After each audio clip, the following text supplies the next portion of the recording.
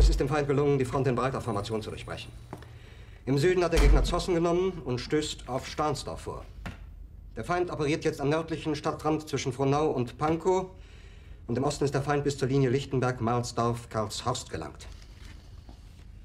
Mit dem Angriff Steiners wird das alles in Ordnung kommen.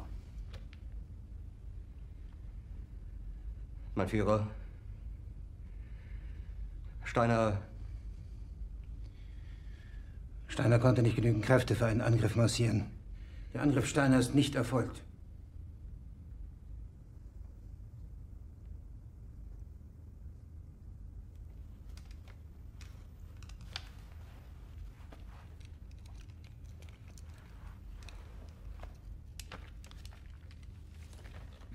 Es bleiben im Raum Keitel, Jodl, Krebs und Burgdorf.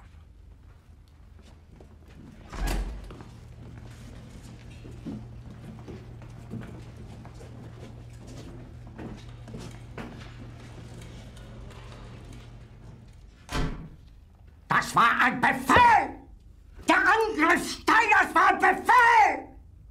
Wer sind Sie, dass Sie es wagen, sich meinem Befehl zu widersetzen? So weit ist es also gekommen.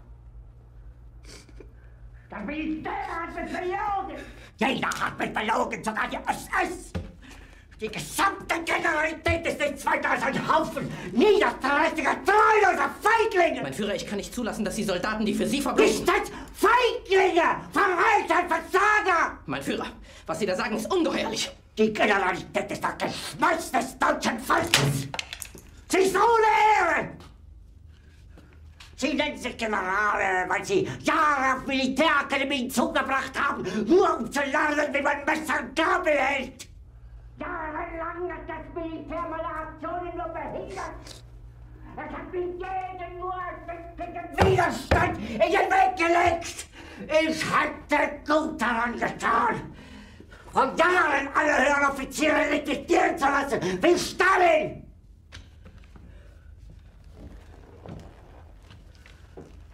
Ich war nie auf einer Akademie. Und doch habe ich allein auf mich gestellt, ganz Europa erobert.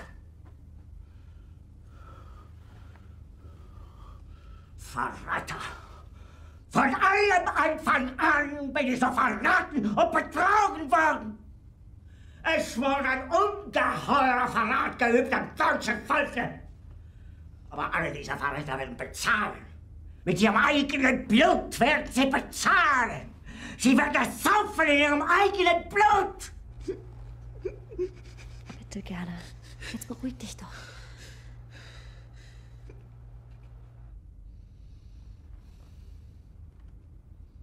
Meine Befehle sind in den Wind gesprochen.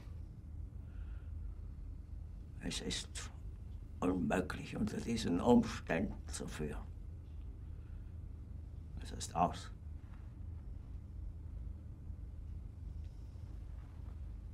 Der Krieg ist verloren.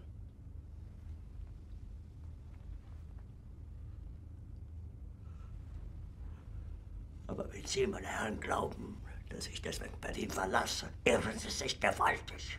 Eher jage ich mir eine Kugel durch den Kopf.